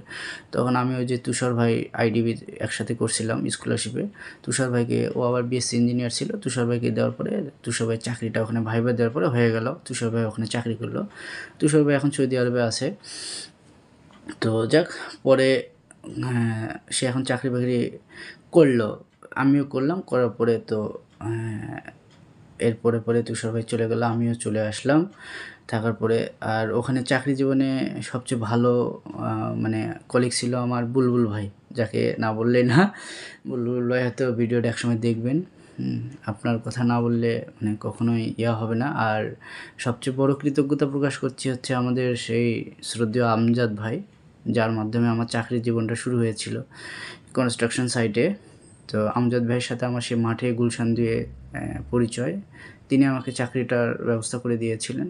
তো তার প্রতি আমি সম্মান শ্রদ্ধা জানাই, তাকে আমার পক্ষ থেকে স্যালুট। ভালো থাকবেন আপনি, আপনার জন্য সবসময় দোয়া থাকে ইনশাল্লাহ। আল্লাহ আপনাকে সুস্থতার সহিত নেখাত দান করুক। তো চাকরি জীবনে সবচেয়ে ভালো আমার ওখানে তুষার তো অন্য সাইডে কাজ করতো, তখন খুলনা কোথায় প্রজেক্ট ছিল ওকে দিল। আর বুলবুল ভাই সুখে দুঃখে সবসময় আমার পাশে। আর আমি সাইটে ইঞ্জিনিয়ারিংয়ে আমার মানে ড্রয়িং সেকশনটা মানে সেকশন আমি এলিভেশনটা বুঝতাম, সবই বুঝি, প্ল্যান সবই দেখি, কিন্তু সেকশনটা আমার সেকশন যে প্ল্যানটা ছিল এটা একটু আমি কম বুঝতাম আর কি। তো এখন আমার ওটার মধ্যে একটু ল্যাকিং আছে। তো বুলবুল ভাই আমাকে সর্বদা সবসময় আমাকে সমস্ত ড্রয়িং আমাকে সুন্দরভাবে বুঝিয়ে দিত। কোনো কাজে আমি কোথাও সমস্যা হয়েছি, এই যে Uttara Uttara house building maybe ওই যে সিটি ব্যাংকের ইয়ে আছে, ওটা যখন করছিলাম তো ওখানে আমি একটা ঢালাই সমস্যা করছিলাম। তো বুলবুল ভাই কিন্তু রাত 10টা-11টার সময় সে তার সাইটের কাজ রাইখা সে কিন্তু আমাকে হেল্প করছে আইসা। তো এই ভালো মনের মানুষগুলো আসলে আল্লাহ মিলিয়ে দিছে আমাকে আমার জীবনে। তো আল্লাহ কিন্তু খারাপ মানুষও মিলিয়ে দিছে। তো যাক, তাদের কথা না বলি, আল্লাহ তাদেরকে ক্ষমা করুক। তো বুলবুল ভাই আমাকে অনেক হেল্প করছে। সে এখনও ওখানে জব করছে। স্যারের মাধ্যমে স্যার হেল্প করছে, বিএসসি ইঞ্জিনিয়ার হয়েছে, সে ভালো বেতন স্যালারি অনেক টাকা পাচ্ছে। যাক আলহামদুলিল্লাহ, বিয়ে শাদী করছে, বাচ্চা হয়েছে। তো বুলবুল ভাই অবশ্যই কক্সবাজার আসবেন। কক্সবাজার আছি, ভাবি বউ বাচ্চাকে নিয়ে। আল্লাহ আপনাকে সুস্থতার সহিত নেক দান করুক। বুলবুল ভাই হচ্ছে অমায়িক একটা আন্তরিকতার মানুষ, যার সঙ্গে সুখে দুঃখে সব কিছু শেয়ার করা যায়। যে কোনো সময় যখনই আমার সাইটে কোনো প্রবলেম হয়েছে, বুলবুল ভাই এসে হাজির। যেখানেই থাকে, ঢাকা শহর ওই প্রান্ত থেকে ওই প্রান্ত, সে আমাকে এসে কাজ বুঝিয়ে দিছে। তো যাই হোক, এই হলো জীবনের সফলতার আর ব্যর্থতার কিছু সংক্ষিপ্ত বললে ভুল হবে। 41 মিনিট হয়ে গেছে। বাই দ্য ওয়ে, এখন আমি চলে আসি, ফার্মগেট হোস্টেল থেকে চলে গেলাম। এরপরে ছুটি বুটি নিলাম সব কিছু। তো আমি সর্বশেষ এটাই আমার ভাগনা ভাগ্নি কিংবা আত্মীয় স্বজন, হ্যাঁ, কিংবা আমার পাড়া প্রতিবেশী যারা ভাস্তারা আছে, যারা জীবন নিয়ে মানে পুরা দ্বিধাদ্বন্দ্বে আছেন, কী হবে, চাকরি হচ্ছে না। আসলে সবশেষে একটা কথাই বলবো যে চাকরির রিজিকের মালিক হচ্ছে আল্লাহ। হ্যাঁ, কেউ পরিশ্রম করে সফল হয় দেরিতে, আবার কেউ পরিশ্রম ছাড়াই দ্রুততার সহিত সফলতা অর্জন করে। এটা মহান আল্লাহ তাআলার গিফট আর কি। তো আমরা আসলে চেষ্টা করে যাব। তবে আমাদের উচ্চ আকাঙ্ক্ষা যদি এরকম হয় যে আজকে আমি চাকরিতে ঢুকলাম, ঢুকে আমি 20,000 টাকা কেন বেতন আমাকে দিচ্ছে না, হ্যাঁ, কেন আমার থাকা খাওয়া হচ্ছে না, হ্যাঁ, কেন আমি বাড়িতে দিতে পারছি না, ঠিক আছে, এই সমস্ত কথাবার্তা যদি আপনারা মনে করেন চাকরির শুরুতে, তাহলে আমি বলবো যে আপনারা জীবনে সাকসেস হতে পারবেন কিনা জানি না, তবে এটা আপনাদের একটা ভুল ধারণা।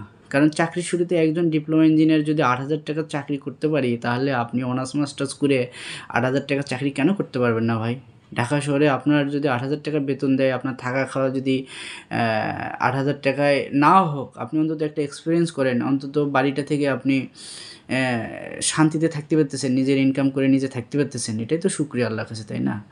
যারা চাকরি বাকরি পাচ্ছে না, অনার্স মাস্টার্স বা বিভিন্ন ভাই ব্রাদার ইঞ্জিনিয়ারিং পড়ে, তারা জানে যে অনেক সময় তারা বিভিন্ন জায়গায় অফার করে যে আমাকে বিনা পয়সায় চাকরিটা পাওয়ার জন্যে একটু রেফার করেন স্যার প্লিজ, আমি আপনার কোম্পানিতে চাকরি করে একটু এক্সপিরিয়েন্স গ্যাদার করতে চাই, এরকম কিন্তু বলে অনেকে আছে। আমি নিজেও বলছি যে স্যার আমাকে একটা সুযোগ দেন, আমাকে বেতন দিতে হবে না, আমি আপনার সাইড ইঞ্জিনিয়ার হিসেবে আমাকে নিয়োগ করেন, ঠিক আছে, এরকম। তো ফ্রেশারদের অনেকে নেয় না, ঠিক আছে, যারা নতুন চাকরির অভিজ্ঞতা থাকে না। তো এখন আপনারা যদি কম টাকা বেতনের মনে করেন যে আমাকে 6,000 টাকা, 7,000 টাকা বা 8,000 টাকা দিচ্ছে না, দিচ্ছে কেন এই ঢাকা শহরে, আমি এটা দিয়ে কীভাবে চলবো, আমি তো থাকতে পারবো না, খাইতে পারবো না, মা বাবাকে দিতে পারবো না, এই চিন্তাধারাগুলো মাথা থেকে ঝাড়ে ফেলবেন। কারণ সফলতা আসলে এতটা সহজ না। আপনি মা বাবার কোলে ছিলেন, হ্যাঁ, মা বাবার কোলে আপনি 3 বেলা ভালো খাইছেন, ঘুরছেন, বেনসন সিগারেট খাইছেন, বন্ধুদের সাথে ঘুরতেছেন ইচ্ছা মতো, যে যখন যেটা খাইতে মন চাচ্ছে খাচ্ছেন, ঠিক আছে, এটা হলো বাবার হোটেলের সিনারি, ঠিক আছে, কিন্তু বাস্তব জীবনটা এত সহজ না, ঠিক আছে। আপনাকে এই 6,000 টাকা বাবার হোটেলে আপনি যে খাইছেন, 3 বেলা ভাত খাইছেন, আপনার ইচ্ছা করলে এটা খাচ্ছেন ওটা খাচ্ছেন, এই টাকাটা যে অর্জন করতে, পরিশ্রম করতে যে কত কষ্ট, সেটা আপনি যখন মা বাবার কোল থেকে যখন বের হয়ে শহরে যাবেন তখনই ফিল করবেন, ঠিক আছে। আর এর মাঝে একটা কথা বলি, আমি যে এতগুলো কষ্ট করছি, যে অন্যের বাসায় এভাবে, যাক আলহামদুলিল্লাহ কারেন্ট আসছে। তো আপনার একটা কথাই বলবো যে আপনি যে এই যে আমরা যে সাইটে যে আমি এতগুলো কষ্ট করছি, পরিশ্রম করছি, আমি ঢাকা শহরে ফরদ ভাই বলতে পারবে একটা রুটি একটা কলা দিয়ে ওই লাঞ্চ করছি, ঠিক আছে, এরকম কয়েক মাস করছি, ঠিক আছে। এমনও আছে যে তার যে ছাড় ছিল ওই যে দপ্তর প্রধান, হ্যাঁ, অফিসের ওই প্রধানও একটা রুটি নিয়ে আমাদের 3 জনক ভাগ করে দিতে বলে, সবাই মিলে খাবো, ঠিক আছে, সে কিন্তু একটা ঢাকা শহর ওই যমুনা ফিউচার পার্কের পাশে এখন মার্কেন্টাইল ব্যাংক আছে, ওখানকার কিন্তু ব্রাঞ্চ ম্যানেজার, তার বেতন প্রায় 1.5-2 লাখ টাকা বেতন। ঠিক আছে, সে কিন্তু একটা রুটি ভাগ করে আমরা 3জনকে খাওয়াইছে, রুটি আর কলা। ঠিক আছে, তো এত বড় বড় মানুষ যার ঢাকা শহরে গাড়ি বাড়ি আছে, তারা যদি এরকম করে চলতে পারে, ঠিক আছে, তাহলে আমরা ভাই বিলাসিতা যে আমাদের মন মানসিকতা, যে আজকে আমি চাকরিতে জয়েন করে কেন আমাকে 6,000 টাকা দিচ্ছে, কেন আমাকে 8,000 টাকা দিচ্ছে, আমি চলতে পারতেছি না, আমার পরিবারকে কী দেবো, তাহলে ভাই আমি বলবো আপনার জন্য সফলতা অনেক দূরে। ঠিক আছে, কারণ আপনার জন্যে মানে মানে কষ্ট আপনি করতে পারতেছেন না, কষ্ট করতেও পারবেন না, কারণ আপনি কষ্ট করলে আপনি সেটা মা বাবাকে বলতেছেন, হ্যাঁ মা আমি এখানে সমস্যা আছি, মা আমার এটা সমস্যা, আমার বাবা এটা সমস্যা, কিন্তু আসলে আমরাও তো মা বাবার কাছ থেকে বড় হয়েছি, আমার বাবা মা তো এতটা গরিব না যে আমার রুট থেকে উড়ে আসছে, আমরা তো মধ্যবিত্ত ঘরের সন্তান, তাই না? আমার বাবা মা তো চাইলে আমাকে ভালো কিছু করতে পারতো, আমার আত্মীয় বাসায় না রাখে, তাই না? তো আমি তো থাকতে পারতাম, তো জীবনটাকে আসলে মেনে নিতে হবে। ঠিক আছে, আপনি যখন বাবা মার ঘর থেকে বের হয়ে আসছেন, তখন এই যে 6,000 টাকা 8,000 টাকা যে বেতন, আপনার 7,000 টাকা কিন্তু থাকা খাওয়া মনে করেন যে থাকাটা ফ্রি দিচ্ছে কোম্পানি আপনাকে, আপনার যদি 8,000 টাকা বা 7,000 দেয়, আপনি এটাকে অ্যাকসেপ্ট করবেন, আল্লাহর হস্তে পুরোটা গ্রহণ করে নেবেন, কারণ আপনার একদিনে আপনি এত বড় হতে চাইলে আপনি পারবেন না। ঠিক আছে, আপনি যদি মনে করেন যে হ্যাঁ গার্মেন্টসে গেলে 20,000 টাকা 15,000 টাকা, আপনি চলে যান গার্মেন্টসে, কোনো সমস্যা নাই, কিন্তু সফলতা যেগুলো শক্তিশালী সেগুলো আসলে ধীরে ধীরেই অর্জন করতে হয়।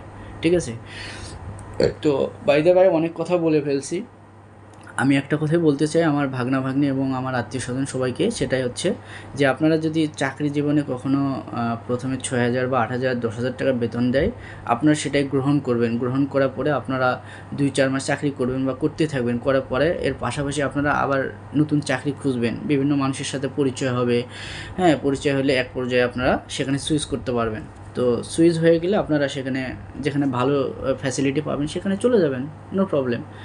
হ্যাঁ, তো এই জন্যে জীবন নিয়ে অভিযোগ করতে নেই। হ্যাঁ, আমি এখনও অসুস্থ হলে পড়ে থাকলে আমার মাকে বলি না, আমার বোনকে বলি না, কারণ বললে তারা দিনে 14 বার ফোন দেয়, আমার শাশুড়ি মাকে বলি না, হ্যাঁ তারা ফোন দেয়, সারাক্ষণ ফোন দেয়, এ কেমন আছে, হ্যাঁ আমার ছেলেটা কেমন আছে, শাশুড়ি মা ফোন দেয়, হ্যাঁ কেমন আছে, কী অবস্থা, সারাক্ষণ। তো কেন আমি টেনশন দেবো, আমি তো সুস্থ আছি, আমি তো খাইতে পারতেছি, কথা বলতে পারতেছি, চলতে পারতেছি, আলহামদুলিল্লাহ। আমার অসুস্থতা আসছে, আমি ভালো হয়ে যাব, তাই না?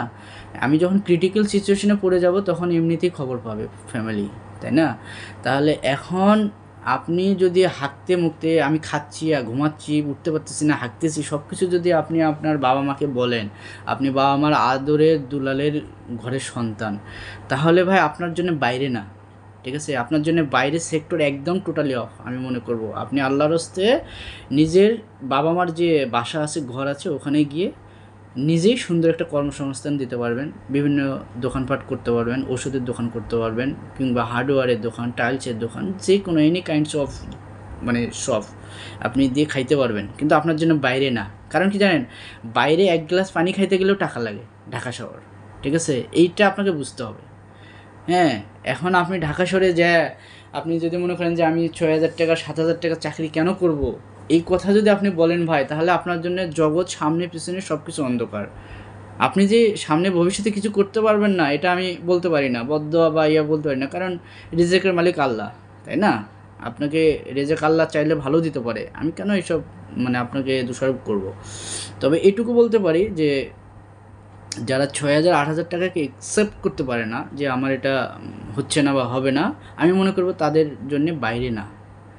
কারণ জীবন নিয়ে কমপ্লেন করতে নাই ভাই, নিজের জীবনটাকে নিয়ে আপনি যদি বাবা মাকে সারাক্ষণ কমপ্লেন করেন, বাইরে আপনি বাইরে ভালো খাইছেন ঘুমাইছেন, ভালো খাটে ঘুমাইছেন, ভালো থাকছেন, কিন্তু ঢাকা শহরে যদি যারা থাকে, যারা অনেকেই শিক্ষিত আছে, অনার্স মাস্টার্স ডিগ্রিধারী অনেকেই আছে, যারা চায় যে একটা কুটির ঘর, একটা ছোট্ট একটা ঘরের জন্য তার একটা আশ্রয় দেয় কেউ। ঠিক আছে, এইটাও চায়। ঠিক আছে, এরকম জীবনে অনেক ফিল করছি ভাই, অনেক আছে। ঠিক আছে, এখন আপনারা যদি ওই নিজের মা বাবার দুলালি ঘরে সন্তান হয়ে যায়, ঢাকা শহরে একটা থাকার জায়গা পাওয়ার পরে যদি আপনাদেরকে বেতন কম দিয়ে যদি রাখা হয়, এখন আপনারা যদি হাউমাউ করেন হ্যাঁ এটা, তাহলে তো ভাই আমি মনে করব যে আসলে বাইরে আপনাদের জন্যে বাইরে না, আপনারা ভিতরেই থাকা উচিত। তো যাই হোক, আমি মনে করব যে এই আমার এই কথাগুলো থেকে, জীবন থেকে কেউ যদি কিছু শিখতে পারেন, তবে আমার এই সফলতা মানে সার্থক হবে আপনাদের, আমার ভিডিওটা করাও সার্থক হবে। তো তো আমার জীবন নিয়ে আমার কোনো কমপ্লেন নেই, কারণ আমি যে সুস্থ আছি, ভালো আছি, আমি খাইতে পারছি আলহামদুলিল্লাহ। কিন্তু আপনি দেখেন হসপিটালে গিয়ে যে মানুষ 3 বেলা কী অবস্থা আছে, দৌড়াদৌড়ি করতেছে, হাহাকার, কেউ খাবারের জন্যে, কেউ অপারেশনের জন্যে, কার কী অবস্থা। কিন্তু আপনি ভালো আছেন, সুস্থ আছেন, ঢাকা শহরে আপনার একটা আশ্রয় আছে, আপনি 3 বেলা খাওয়ার ব্যবস্থা করতে পারতেছেন আলহামদুলিল্লাহ। আপনার একদিন হবে, আজকে নয়। আপনি 2 মাস 6 মাস দেরি করেন, হয়তো আল্লাহ এর চেয়ে বেটার কিছু রাখছে। হতাশ হওয়া যাবে না জীবন নিয়ে। আমিও একসময় জীবন নিয়ে ফ্রাস্ট্রেট ছিলাম, অনেক ফ্রাস্ট্রেট, লাইফে কী হচ্ছে, কোথায় যাচ্ছে। এমনও মনে হতো যে ওই হারুন সাহেব যার বাসা বালুবাড়িতে, কোতোয়ালি থানার সামনে ওর বাসা, ওই সেবা ফার্মেসির অপোজিটে একটা ব্রিটিশ রোডের বাড়ি। তো আমারও মনে হতো যে তাকে পাইলে হয়তো আমি খুন করব, এরকম মনে হতো একটা সময়। আসলে জীবনগুলো এরকমই, এগুলো মেনে নিতে হয়, এগুলো মেনে নিয়েই সামনে সবাইকে এগিয়ে যেতে হয়। তাহলে হয়তো জীবনে একটা সময় সুখ ধরা দিলেও দিতে পারে, আর না দিলেও না দিলেও সেটা নিয়ে অভিযোগ করতে নেই। কারণ একটা কথা মনে রাখবেন, জীবন নিয়ে অভিযোগ দেওয়ার আগে আপনি একটাবার ভাববেন যে আপনার আশেপাশে আপনার মানুষগুলো কেমন আছে। আপনি আলহামদুলিল্লাহ আপনার বাবা মার কাছে ভালো আছেন। এই দেখেন, আপনি আজকে ফিলিস্তিনিতে দেখেন খাবারের জন্য 3 দিন 4 দিন ধরে অনাহারে সিরিয়াল নিয়ে খাবার, আর আপনি তো 2 ঘন্টা পরে পাচ্ছেন খাবার, তাই না? সমস্যা কোথায়? আপনি তো পাচ্ছেন, তাহলে আল্লাহর কাছে শুকরিয়া আদায় করেন না, বলেন আলহামদুলিল্লাহ বলেন। তো প্রায় অনেক রাত হয়ে গেছে, আমি আসলে ভিডিওটা করতাম না, আজকে করলাম। আমার অনেক খারাপ লাগতেছিল আসলে, যে আমাকে এমন একজন আমাকে হিট করছে আমার কথাবার্তায়, যে আমি খুব কষ্ট পাইছি আসলে। যে বাই দ্য ওয়ে, এরকম জীবনে আরও কিছু উপকার করছি আমি মানুষের, যে যাদেরকে পথ দেখাইছি তারা আমার সাথে বেইমানি করছে। আবার একটা সময় দেখা গেছে যে কারো ঢাকায় যাওয়ার টাকা নাই, ভাইবা দেওয়ার টাকা নাই, থাকার জায়গা নাই, সেগুলোও আমি ব্যবস্থা করে দিয়েছি।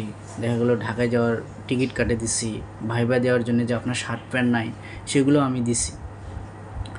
তো আবার দেখা গেলো যে ভাইবা দেওয়ার জন্য আপনার জায়গা নাই, যেখানে গেছেন যেই শহরে, সেই যে শহরটাও আমি থাকার ব্যবস্থা করে দিয়েছি। এখন তারা হয়তো অনেক বড় চাকরি করে, সরকারি চাকরি করে, সাহিত্য বা তারা কিন্তু অনেক লক্ষ টাকার কাছাকাছি বেতন পায়। তারা জীবনে কিন্তু ফোন করে বলে নাই ভাই কেমন আছেন কি। তো যাই হোক, আমি কিন্তু এটা নিয়ে আফসোস করি না, কারণ আমার জীবনের সার্থকতা হচ্ছে আমি যে তাকে উপকার করছি।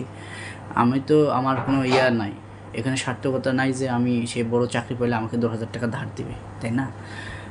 এটা আশা করাটাও ভুল। আমি যাকে সাহায্য করছি সে যদি আমাকে মনে রাখলো, না রাখলো, এটা নিয়েও জীবনে কমপ্লেন করা যাবে না, ঠিক আছে? তো আজকে আমাদের আসলে জীবনে কারোর জন্য কিছু করতে গেলে অনেক কথা শুনতে হয় আমাদের গ্রাম অঞ্চলে।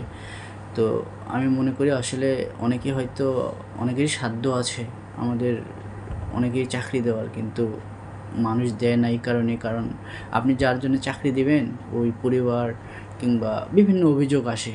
যদি আমি একটা লোককে চাকরি দিই, দেখা গেলো ওই কোম্পানিতে যদি সে কোনো ফল্ট করে, ওই কোম্পানির মালিক টালিক আমাকে ফোন করবে। এরপরে দেখা গেলো ওর যদি একটু খারাপ পজিশন হয়, খারাপ অবস্থায় থাকে, তাহলে তার বাবা মা কিংবা ভাই বোন আত্মীয় স্বজন ফোন দিবে।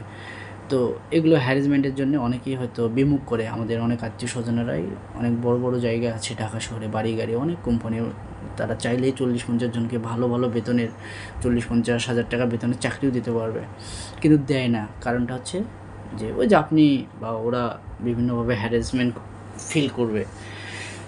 তো যাই হোক, জীবন নিয়ে আমি মনে করি অভিযোগ দিতে নেই। আর বাইরে থাকলে বাবা মাকে সব কিছু বলতে হয় না, কি খাচ্ছি, কি করতেছি, এগুলো বলতে হয় না। জীবনটাকে নিজের করে গড়ে নিতে হয়, নিজের করে নিয়ে সামনে এগিয়ে যেতে হয়, যে আমাকে কিছু করে খাইতে হবে। যদি আপনি এগুলো মেনে নিতে পারেন, তাহলে আপনার জীবনে সফলতা আসবে, সফলতা আপনাকে ধরা দিবে। তো আমি ভিডিওতে অনেকের নামে অনেক কথা বলছি। তো যে মানুষগুলো আমাকে আমার জীবনে চলার পথে অনেক সাহায্য করেছেন, আমাকে যারা হাত ধরে লেখা শিখাইছেন, এবং যারা আমার অনেক কষ্টের সময়, দুঃখের সময় যারা আমার পাশে ছিলেন, সবার প্রতি আমার কৃতজ্ঞতা। আল্লাহ আপনাদের ভালো রাখুক, দীর্ঘায়ু কামনা করুক সুস্থতার সহিত, এবং আপনাদের সবার প্রতি আমার স্যালুট, আমার সম্মান আপনাদের প্রতি আজীবন থাকবে, যে আপনারা দুঃখের সময় আমাকে 200 টাকা দিয়ে আমাকে 2000 টাকার চেয়েও বেশি ঋণী করছেন। তো যারা সাহায্য করছেন তাদের সকলের প্রতি আমি কৃতজ্ঞতা। আসলে প্রত্যেকটা মানুষের জীবনে এরকম ব্যর্থতা আছে। কেউ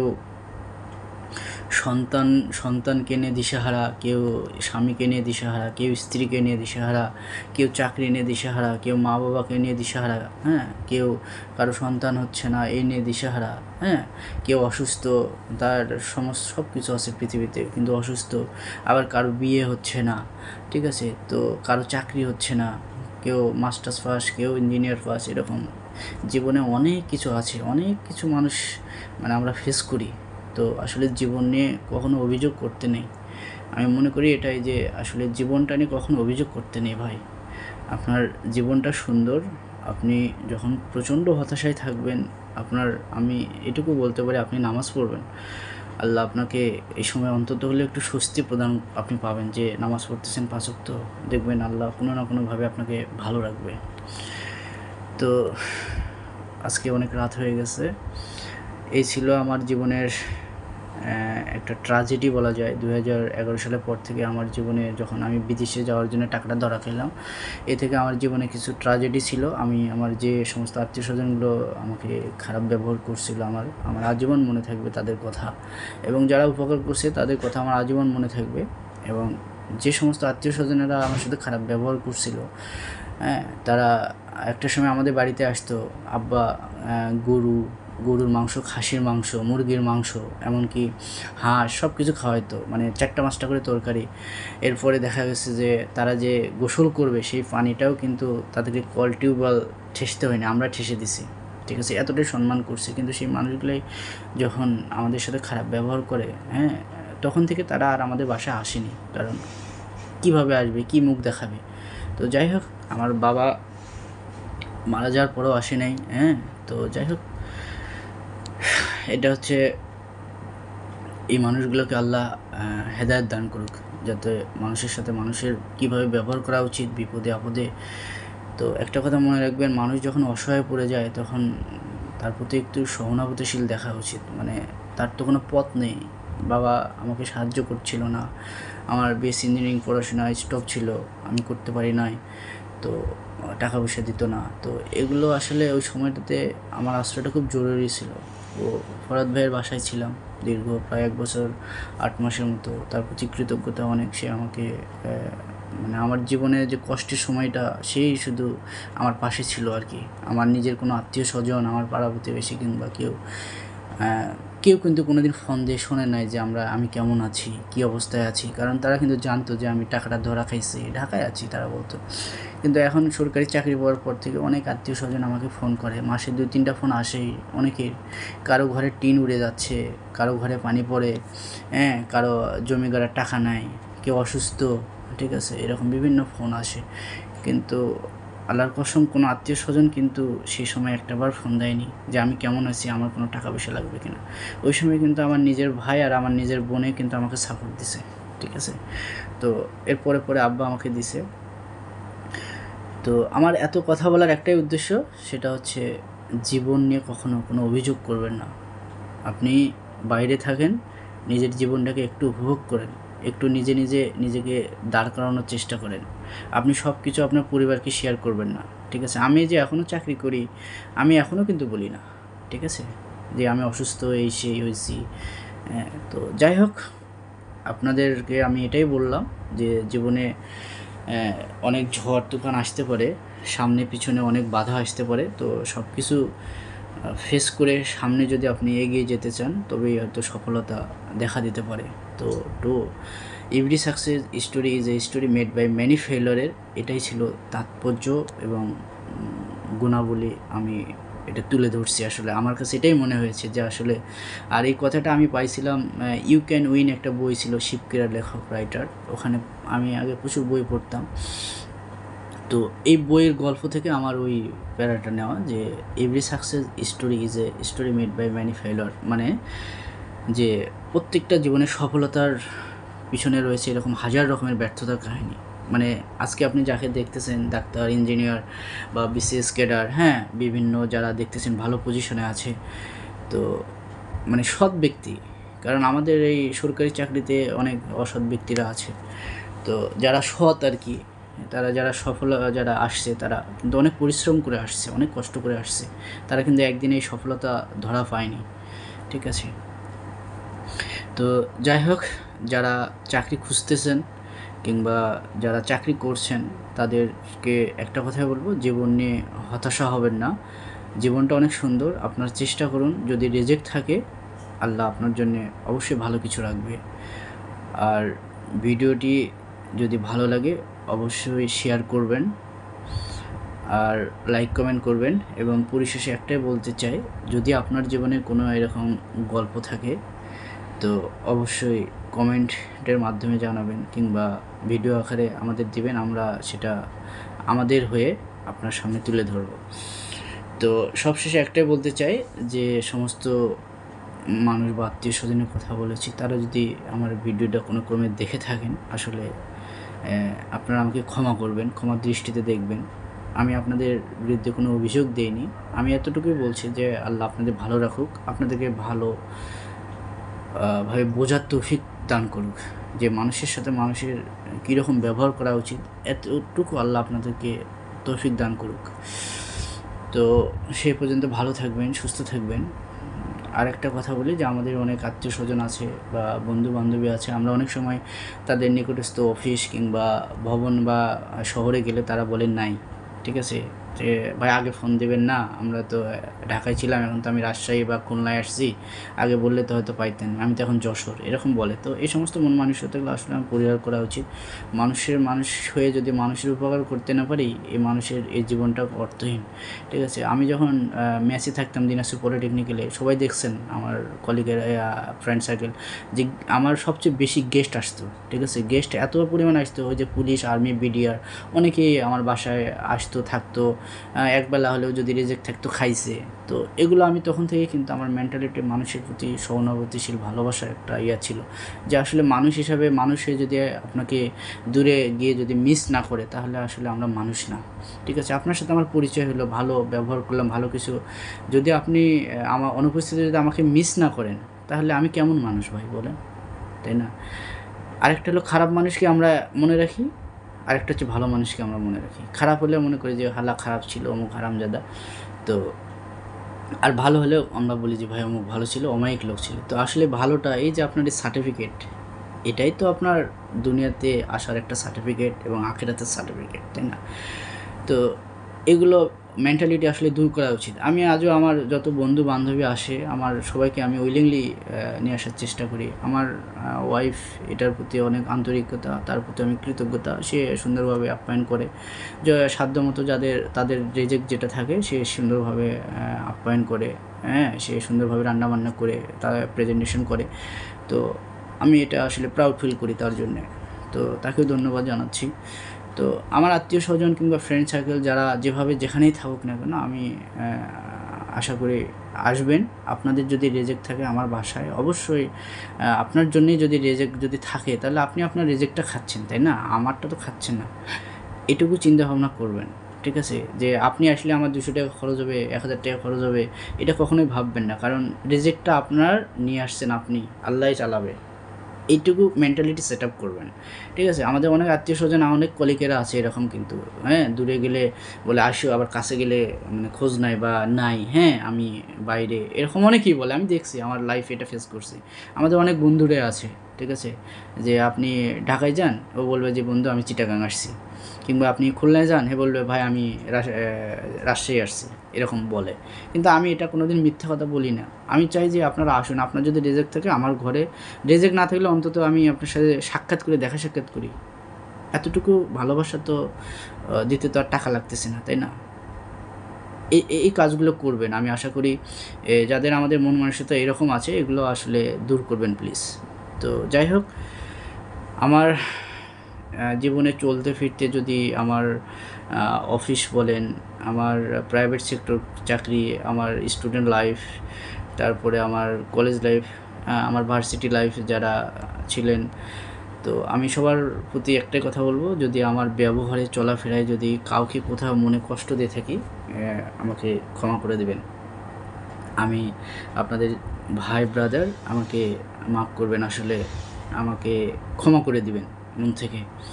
কোনো অভিযোগ রাখবেন না, হয়তো আমিও মানুষ, হয়তো কোনো অজান্তে কোনো ভুল ত্রুটি করে থাকি, তো আমাকে ক্ষমার দৃষ্টিতে দেখবেন। তো এই বলে আমি আজকে আমার অনেক কথাই বলে ফেলছি জীবনের। আসলে জীবন নিয়ে আর কোনো অভিযোগ নেই, আল্লাহ ভালো রাখছে। এখন সরকারি বন্ধের দিনে ছুটি পায়, এখন বিভিন্ন দিবসে ছুটি পায়। তো প্রাইভেট সেক্টরে কিন্তু ছুটি পাইনি, কোনো দিন ছুটি পাইনি, ঠিক আছে। শুক্রবারেও শনিবারে অফিস করছি, তারপরে সবগুলোতে অফিস করতে হয়েছে। তো এখন যদি আপনাদের এই জীবনে অভিযোগগুলো থাকে, তো দয়া করে আজ থেকে এগুলো মুছে ফেলবেন, যে হয়তো ভালো কিছু অপেক্ষা করছে। তো আপনারা সবাই ভালো থাকবেন, সুস্থ থাকবেন। আর আমার ভিডিওটি প্রায় 1 ঘন্টা 5 মিনিট হয়ে গেছে, জানি না কি কতক্ষণ দেখছেন। তো ধৈর্য সহকারে যারা দেখছেন তাদের প্রতি কৃতজ্ঞতা। আর আপনারা সবাই ভালো থাকবেন, সুস্থ থাকবেন। আর আমার কর্মস্থল কক্সবাজারে যদি কেউ আসেন, অবশ্যই আমার বাসায় দাওয়াত রইল। এবং যদি দেখা সাক্ষাৎ করতে চান, অবশ্যই দেখা সাক্ষাৎ করবেন। আরেকটা বিষয় ভুলে গেলাম, সেটা হচ্ছে আমাদের অনেক আত্মীয় স্বজন আছে, আমাদের কোনো প্রয়োজনে আমরা যদি কোথাও যাইতে বলি, দেখা গেলো আমি কক্সবাজারে আছি, কিংবা দিনাজপুরে আছি, কিংবা ঢাকায় আছি, যে কোনো কাজের প্রয়োজনে ডাকলাম যে অমুক জায়গায় যাও, একটা কাজ আছে, এটা নিয়ে আসো, কিন্তু আমরা কিন্তু সেই কাজটা করি না। এটা মন মানসিকতার সমস্যা আমাদের আত্মীয় স্বজনের। হয়তো মনে করি যে কোচিংয়ের পড়াশোনা নষ্ট হবে, বা এটা সমস্যা হবে, পড়া ডিস্টার্ব হবে, এরকম না। এটা আপনার মেন্টালিটির সমস্যা, বুঝছেন। আমরাও তো স্টুডেন্ট ছিলাম, আমরা তো করছি, মানুষ রাত 2টা 3টার সময় রিসিভ করছি, ঠিক আছে। স্কুল কলেজ বাদ দিয়ে আমরা সেই মানুষগুলোকে অ্যাকসেপ্ট করছি, ঠিক আছে, রিসিভ করছি। তো এরকম মেন্টালিটি সেট আপ আসলে সবার হয় না, ঠিক আছে, এটা আল্লাহ প্রদত্ত আসে। তো আমাদের এরকম অনেক আত্মীয় স্বজন, বন্ধু বান্ধবী আছে যে কোনো জায়গায় যাইতে বললে, কিংবা সে পারবে, তার অ্যাবিলিটি আছে, কিন্তু তারা সাধ্যমতো যায় না, বা খোঁজখবর নিয়ে তাকে সেই রিপোর্টটা দেয় না, ঠিক আছে। এগুলো আমি অনেক ফেস করছি। তো যাই হোক, এই মন মানসিকতাগুলো আছে আমাদের আত্মীয় স্বজনের মধ্যেও। তো এগুলো আসলে পরিহার করা উচিত, ঠিক আছে। আমার দ্বারা যদি, আমি কক্সবাজারে থাকি, এখন আপনার যদি চট্টগ্রামেও কাজ থাকে কোনো, আমাকে বলবেন, আমি সেই কাজ করে দেওয়ার চেষ্টা করব, ঠিক আছে। আমার অফিস টাইম হোক আর যাই হোক, আমি ছুটি নিয়ে হলেও আপনার কাজ করে দেবো, কোনো সমস্যা নেই।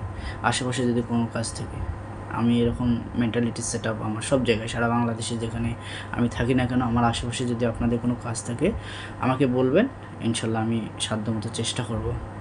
তো সেই পর্যন্ত সবাই ভালো থাকবেন, সুস্থ থাকবেন। আর আমার ভিডিওর ভুল ত্রুটি যদি কোনো কিছু থাকে, আমাকে ক্ষমার দৃষ্টিতে দেখবেন। আর যাদের বিষয়ে কথা বলছি, তারা দয়া করে আমাকে ক্ষমা করবেন। আমার মনে যদি কষ্ট পেয়ে থাকেন, সত্যি আমাকে ক্ষমা করে দেবেন। আর আপনাদের জন্য অনেক অনেক দোয়া, যেন আল্লাহ আপনাদেরকে ভালো রাখে। তো আমার জীবনের এই ছিল আসলে সামান্যটুকু সফলতার গল্প। তো আশা করি আপনাদের কাজে একটু হলেও লাগতে পারে, না লাগলেও হয়তো আমার ভাগ্না ভাগ্নি লাগতে পারে, যে আমার মামা কিভাবে একটা জীবন পার করে আসছে। তো সে পর্যন্ত ভালো থাকবেন সবাই, সুস্থ থাকবেন। আপনাদের সকলের সুস্থতার সহিত নেখায়াত কামনা করছি। আসসালামু আলাইকুম, শুভরাত্রি, আল্লাহ হাফেজ।